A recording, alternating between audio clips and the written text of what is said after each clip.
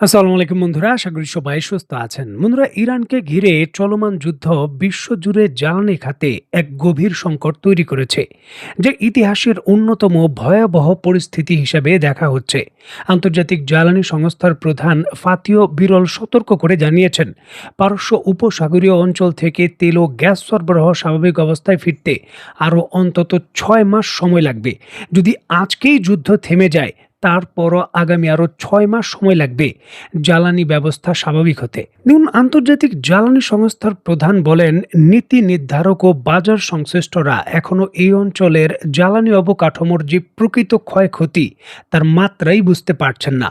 তার মতে, ইরানকে ঘিরে বর্তমান সংঘাত কেবল একটি আঞ্চলিক সংকট নয়, বরং এটি এখন বৈশ্বিক জ্বালানি নিরাপত্তার জন্য ইতিহাসের সবথেকে বড় হুমকি হয়ে দাঁড়িয়েছে। আন্তর্জাতিক জ্বালানি সংস্থার প্রধান বলেন, 1970 দশকে যে জ্বালানি সংকট তৈরি হয়েছিল তার থেকেও এখন পরিস্থিতি গুরুতর। এমনকি 2022 সালে ইউক্রেনে রাশিয়ার আক্রমণের পর ইউরোপের যে গ্যাস সংকট তৈরি হয়েছিল, বর্তমানে তার দ্বিগুণ পরিমাণে গ্যাস সরবরাহ ব্যবস্থার বাইরে রয়ে গেছে। মানে সংকট আরও ঘনীভূত হচ্ছে।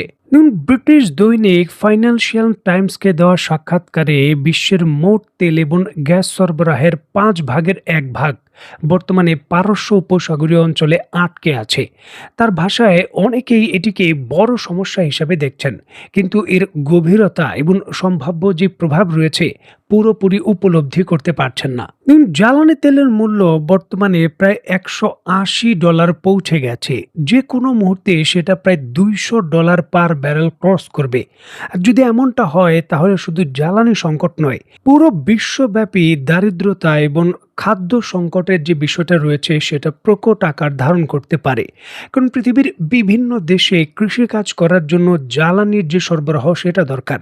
পৃথিবীর বিভিন্ন দেশ থেকে খাদ্য আমদানি রপ্তানির জন্য বিভিন্ন ধরনের বড় বড় জাহাজের জন্য সেখানে তেল দরকার, জ্বালানি তেলের সরবরাহ দরকার। মিল ইন্ডাস্ট্রি থেকে শুরু করে সকল অর্থনৈতিক কর্মকাণ্ডে জ্বালানি তেলের যে ভূমিকা সেটা অপরিহার্য। জ্বালানি তেলের মূল্য $60 থেকে যদি $200 হয়, তাহলে মূল্যস্ফীতি এমন পর্যায়ে গিয়ে পৌঁছবে যেটা পৃথিবীর ধনী দেশগুলো থেকে শুরু করে দরিদ্র দেশ সকল ক্ষেত্রেই সকল স্তরের মানুষকে হিট করবে এবং নতুন করে দারিদ্র্য সীমার নিচে চলে যাবে পৃথিবীর বহু মানুষ।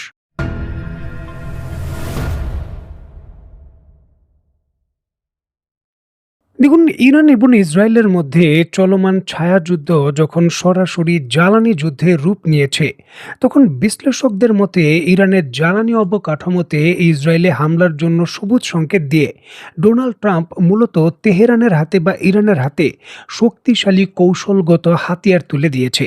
যেই হাতিয়ার এখন সরাসরি ইরান যুক্তরাষ্ট্রের বিরুদ্ধেই ব্যবহার শুরু করেছে। দেখুন, যে কোনো যুদ্ধকালীন পরিস্থিতি সেটা যদি দীর্ঘমেয়াদে চলতে হয় এবং বিজয় নিশ্চিত করতে হয়, তাহলে অর্থনৈতিকভাবে বড় যোগান লাগবে। যুক্তরাষ্ট্রের প্রেসিডেন্ট ডোনাল্ড ট্রাম্প এই বিষয়টা কিন্তু ভালোভাবেই বুঝতে পেরেছেন, যার জন্য তিনি ইউএস কংগ্রেসে অতিরিক্ত $200 বিলিয়ন আবেদন করেছেন ইরানের জন্য যুদ্ধ করার জন্য। কারণ এই যুদ্ধ রাতারাতি শেষ হবে না, সেটা তিনি বুঝতে পেরেছেন। যুদ্ধকালীন অর্থনীতির প্রবাহ বা অর্থনৈতিক যোগান লাগবে। ঠিক এমতো অবস্থায় যুক্তরাষ্ট্রের ইনকামের বিষয়টা এই মধ্যপ্রাচ্য থেকেও কিন্তু অনেকটাই স্থবির। ডলারের কৃত্রিম চাহিদা পেট্রো ডলার নেই এবং নিরাপত্তার গ্যারান্টি অনুসারে এই দেশগুলো যে পরিমাণ সিকিউরিটি মানি দিত সেটাও বন্ধ। সুতরাং যুক্তরাষ্ট্রের এখন সরাসরি নিজেদের নাগরিকের যে ট্যাক্স রয়েছে সেই ট্যাক্সের উপর ট্যাক্স বাড়িয়ে সরাসরি সেই অর্থ ব্যয় করতে হবে। তবে ইরান এই ক্ষেত্রে ভিন্ন কৌশলের ঘোষণা দিয়েছিল। ইরান ঘোষণা দিয়েছিল, হরমুজ প্রণালীতে যত ধরনের তেলের জাহাজ যাবে তাদের কাছ থেকে টোল আদায় করবে বা ট্যাক্স আদায় করবে, সেটাই তারা ব্যবহার করবে যুদ্ধকালীন অর্থনীতিতে বা সরাসরি যুক্তরাষ্ট্রের বিরুদ্ধে লড়াই করতে। যেমন কথা তেমন কাজ, সেই টোল আদায় কিন্তু শুরু হয়ে গেছে। অত্যন্ত গুরুত্বপূর্ণ এই বিষয়টিকে কেন্দ্র করে স্ক্রিনে নিশ্চয়ই আপনারা দেখতে পাচ্ছেন, বাংলাদেশের সংবাদ মাধ্যম থেকে শুরু করে আন্তর্জাতিক বড় বড় সংবাদ মাধ্যম তারা নিশ্চিত করছে যে প্রথমবারের মতো ইরান একটি জাহাজ থেকে প্রায় $20 লক্ষ বা $2 মিলিয়ন আদায় করেছে। এটি জাহাজের তারা নাম বলেনি কোন জাহাজ থেকে নিয়েছে, তবে যুক্তরাষ্ট্র এবং অন্যান্য ইসরায়েলের সংবাদ মাধ্যম নিশ্চিত করেছে যে $2 মিলিয়ন টোল দিয়ে এই হরমুজ প্রণালী সফলভাবে একটি জাহাজ পাড়ি পাড়ি দিয়েছে। এখন দেখুন, হরমুজ প্রণালী অত্যন্ত ব্যস্ত একটি জলপথ। হিসাব বলছে প্রতিদিন এই জলপথ দিয়ে প্রায় ২০০ থেকে ২৫০টি জাহাজ চলাচল করে। এখন যদি $2 মিলিয়ন, এটি ছোট জাহাজের জন্য হয়তো $2 মিলিয়ন, বড় জাহাজের জন্য এর থেকে বেশি হতে পারে।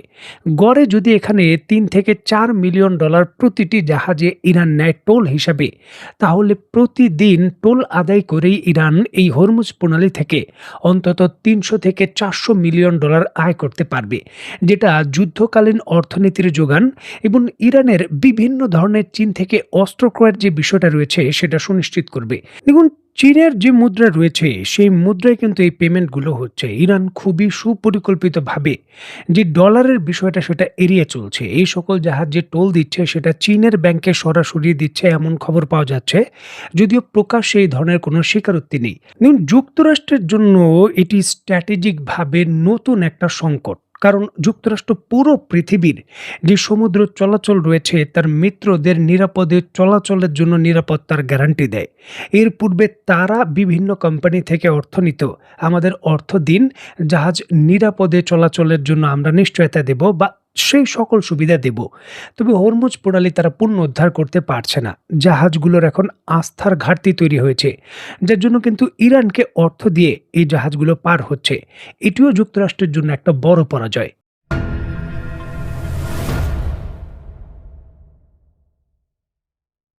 দেখুন, মধ্যপ্রাচ্যে হরমুজ প্রণালীর ইস্যুকে কেন্দ্র করে বা ইরানকে প্রতিরোধ করার জন্য হরমুজের ইস্যুকে কেন্দ্র করে যখন তেমন কোনো ভালো সুবিধা করতে পারছে না যুক্তরাষ্ট্র, ঠিক এমতো অবস্থায় মধ্যপ্রাচ্যের আরব মিত্ররা এই যুক্তরাষ্ট্র থেকে আরও বিপুল পরিমাণের অস্ত্র ক্রয় করেছে।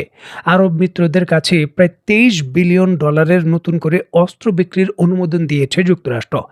যে $23 বিলিয়ন যুক্তরাষ্ট্রকে অলরেডি পেইড করে ফেলেছে এই মধ্যপ্রাচ্যের দেশগুলো, তেমনটা নিশ্চিত হওয়া যাচ্ছে। দেখুন, $23 বিলিয়ন মধ্যে একটা বড় অস্ত্রের অঙ্ক ক্রয় করেছে সৌদি আরব, যদিও সেই বিষয়ে তেমন তথ্য পাওয়া যাচ্ছে না। তবে সংযুক্ত আরব আমিরাত এই $23 বিলিয়ন মধ্যে $800 মিলিয়ন শুধুমাত্র আকাশ প্রতিরক্ষা ব্যবস্থা ক্রয় করেছে।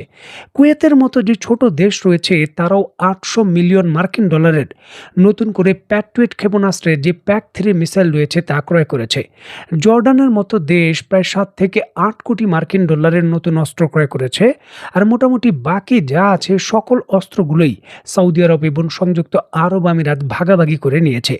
যেমনটা জানা যাচ্ছে যে তারা গোপনে মধ্যপ্রাচ্যের ভেতর ইরানের বিরুদ্ধে দীর্ঘকালীন যুদ্ধ করার জন্য বড় প্রস্তুতি নিচ্ছে, আর এর অংশ হিসেবেই কিন্তু এত নতুন করে বিপুল পরিমাণের অস্ত্র তারা ক্রয় করলো এবং মার্কিন প্রশাসন এটার অনুমতি দিয়েছে।